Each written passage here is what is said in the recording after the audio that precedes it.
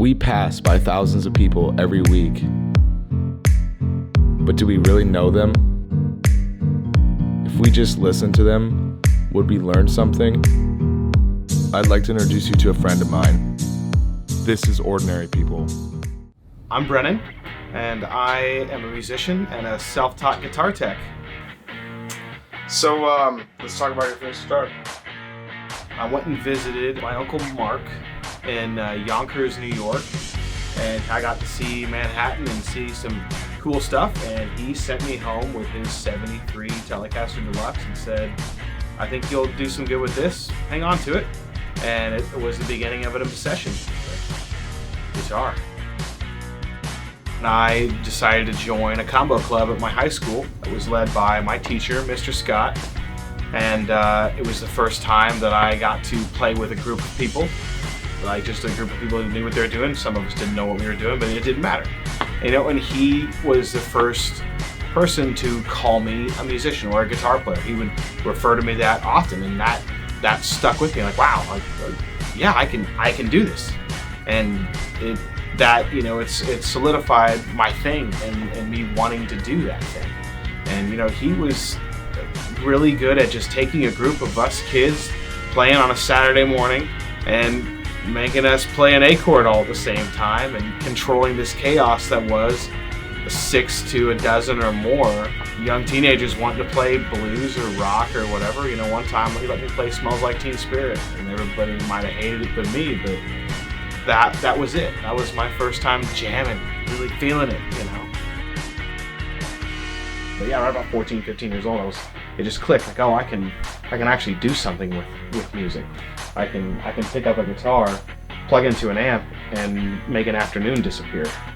I only knew a couple chords, but that became my thing, I guess. You know, everybody has their thing. That was my thing. I've known Brennan my whole life, and it may not come as a surprise to you, but we're brothers. And although it seems that a random bonding trip to New York sparked his interest in music, I think it was always there. It just took a couple of people to see it in him too.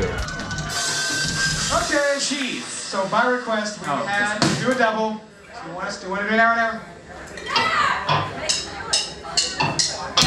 Right about my senior year of high school, I formed a band with two really, really close friends that, you know, they didn't have much experience, I didn't have much experience, but the fact that there was so much chemistry between us as friends, things just clicked, songs clicked, and the style of music just clicked. You can't force something like that. It has to just happen naturally. We thought that was our future, but we also felt like we were green. Like we didn't know what we were doing, so therefore we had to at least know our own songs, our own sound, our own everything. Our first show, we were only allowed to play 20 minutes. But that 20 minutes was so well rehearsed, I barely even remember us doing it. It was so muscle memory at that point. But we were really, really hungry. Brennan mentions that they were hungry, but really they were passionate. And I grew up around this band, and many other bands, but the one thing that really set them apart was their work ethic. They would practice 6 days a week, and 7 if they could. So, you know, with any career, you have to earn it. You start from the bottom, and you work your way up. In music, we call it the grind. You're on the road, you're hitting it hard, you're not really truly making ends meet right away. You think of it as an internship, and you work your way up. You keep making those steps and grinding on. And let me tell you, that's where music changes. You know, suddenly just knowing how to change strings and play guitar wasn't enough. You got to know how to hook up a trailer, or you got to know what tolls are going to cost. You're there to put your art out there and see if it goes anywhere. It's a risk, and you'll learn a lot about yourself.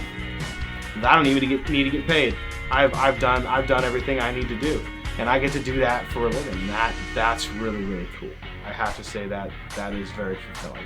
The band I'm in now, we've been a band since 2014. We've traveled the entire country multiple times. We've been fortunate to be able to do that, and I think the whole concept of being able to make something with it clicked with me. Like, people write these songs. We make this stuff. And if that pen's hitting paper, you're a writer. If that guitar is in your hands, you're a guitar player. Keep that energy, keep that passion. If it's your thing, make your thing your life if you can, if it's something that you want. I'm Ian Pittman, and this is Ordinary People.